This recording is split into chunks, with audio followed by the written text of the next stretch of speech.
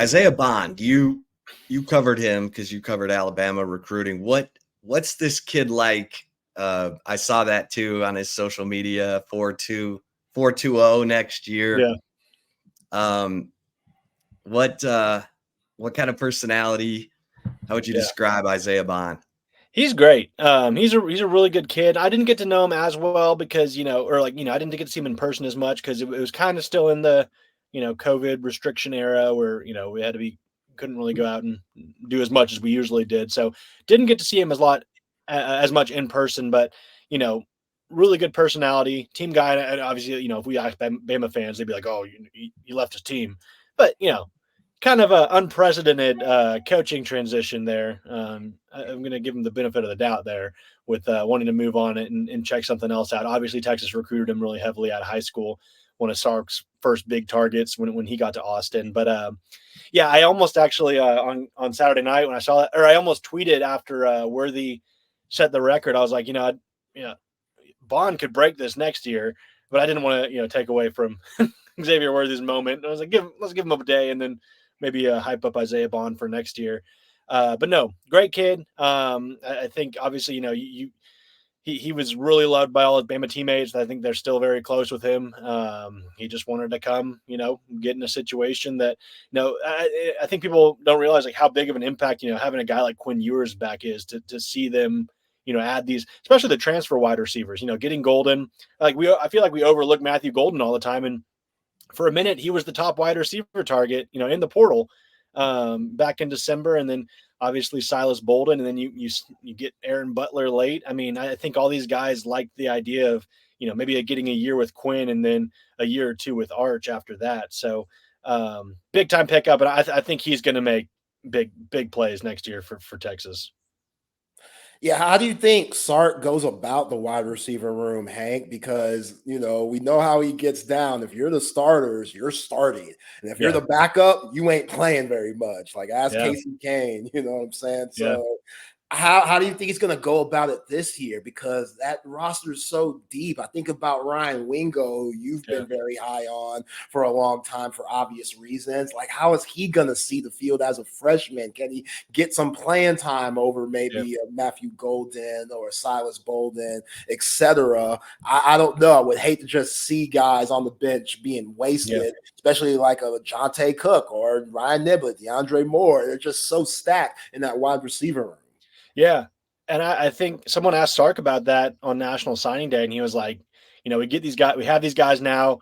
Now the fun part is figuring out how we're going to use them. And I think we will see. I don't think it'll be as set in stone as, we saw, Worthy, Mitchell, Whittington. Like those were the guys.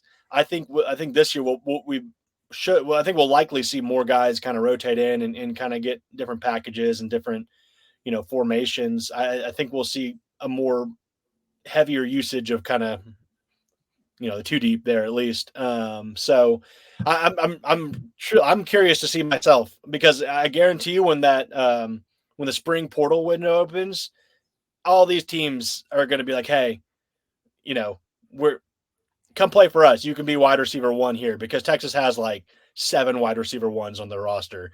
So it'll be interesting to see Texas whether that I'm not trying to indicate that one of these guys is going to leave, but they're going to have to get through the spring window, and these other teams are going to come calling trying to get a few of these guys off their roster just with that pitch alone, saying are you going to play? Or, negative recruit Texas in that aspect. So I'm curious to see how they kind of fit in, but I think we'll see more guys get playing time as opposed to this past season.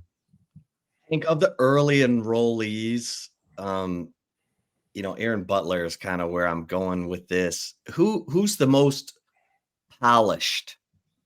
Like who's the most college ready of the freshman receivers in this class? You got Parker Livingstone, Aaron Butler, Ryan Wingo, Freddie Dubose. Yeah. I mean, I wouldn't argue Aaron Butler. The only thing I think he's I still just lean towards Ryan Wingo just because I think he's just, the real deal. Just he's already college built. He's a big kid, moves well, good route runner. I'm just looking down the list. the wide receivers. I've always been high on Wingo. So that's kind of where I lean. I feel like they could get him involved in several different ways, maybe even special teams, to where he can make an impact early in the stacked wide receiver room. So I lean him. Butler, obviously, you want to, Texas speed. You want to keep those guys. You want to get your fast guys on the field. So I could see him getting some playing time as well. And it's interesting, like with covering Bama, they would get these kind of classes where it's like they have so many guys. It's like then it's always sometimes like the guy you don't expect that's ends up being like, for example, John Mechie. He was kind of an overlooked guy for Bama in the class of 2019. They're coming off signing Waddle, and they still got Ruggs, Judy, Smitty, and I think even Calvin Ridley was still there, and like you just don't think about him, and then he ends up being their go-to guy opposite Jamison Williams in that championship run season before they both got hurt. But I like Wingo. Wouldn't be shocked to see Butler kind of make some noise this spring and into the fall. Yeah. Who's your comp for Aaron Butler? Ooh, I don't know. Let me look at his profile again. Look at me just throwing you right on the spot there.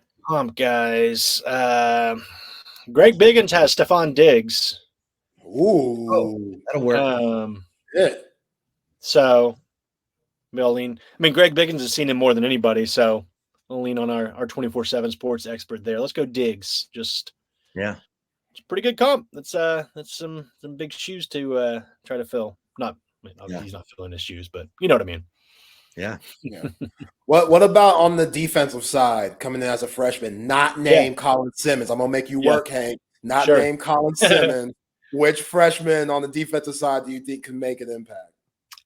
It's got to be either Kobe Black or Xavier Worthy. I just think one of those two, and obviously, you got Makuba opposite Derek Williams. So, they might not be called upon, as needed, but I think both of those guys, we've been hearing nothing but good things about them. So I think I wouldn't be shocked to see, one of those two, if not both, play pretty often. I think they're both pretty polished guys, and obviously in the program already as an early enrollee. So I'm excited to see them this spring. Filsamy in particular, but I hear more and more buzz about Kobe Black lately too. So it'll be interesting to see them kind of how they kind of mesh into this roster, with the guys that are already there and where they're standing coming out of the spring. We talked about Santana Wilson, who will not be here until June, but what about Jordan Johnson Rubel? What did you like about him coming out of from Fort Worth? He went to the IMG Academy. Yeah, he's from Fort Worth, went to IMG. The kid's just a really physical hitter. Like he will just like lay the wood. And I think that's what stands out the most about him. He's not, he loves the contact. And so, obviously that helps with run support. I think he's probably a little bit more of a developmental guy, but at the same time I say that, these IMG kids always, they come with a little bit, the learning curve isn't as steep for them, just because they've been around, essentially what is a college program. They play, D1 talent every week. So, I think it comes a little bit more naturally to them when they get to the next level or they get to college and enroll. So maybe he's a guy that, quietly, sees the field a little bit earlier than maybe we expected or anticipated looking at it now, but love his physicality. He makes plays on the ball. He's got good ball skills. I like Jordan Johnson Rubel for sure. KJ Lacey's been playing in flag football tournaments and stuff. Everything looks good with him still being KJ Lacey. He's been playing in flag football tournaments. I see that dude loves ball. Like every time I see something on him, he's always at a camp or playing in 7-on-7 games. Like he doesn't stop. I like that about him. Yeah, that's a commitment. I mean, like you're flying. Like Mobile doesn't have many direct flights. Like you got to fly Mobile to probably Dallas or Atlanta, and you got to take a couple flights to get wherever you're going on these weekend trips. Maybe there's a Mobile to Austin. I don't know. I haven't looked, but No, yeah, he's been all over the place. He spoke with 24/7. He was in California this past weekend, like you said, at that flag football. He's saying all the right things. He's excited about Texas. I think most quarterbacks love love what Steve Sarkisian's doing and everything. And again, this is the first class where it's like quarterbacks in need. Like after this year, you assume Quinn is leaving, and your quarterback room is Arch Manning and Trey Owens. I don't think anyone would feel comfortable just having two scholarship quarterbacks. So maybe it's a class we even see them try to get another guy. I'm not, we'll see. It would make sense. Obviously after the transfer portal departures from a few guys, but Lacey's happy with Texas. He's recruiting other guys. I believe he's going to be in Austin for that. There's an Elite 11 camp in Austin in like 2 or 3 weeks. It's like March the 21st weekend. I think he's coming out to throw in that. And obviously we'll visit Texas if he's out here.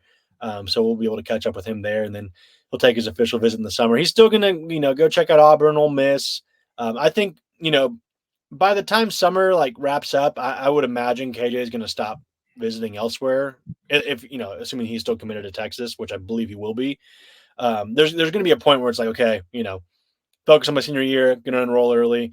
The quarterbacks kind of have to give you a little bit better of an idea. They can't really play as much of the, the recruiting games later in the process because teams do need to know, that's an important position to have, kind of secured down, entering the senior season. So no, he's solid with Texas, and big time prospect.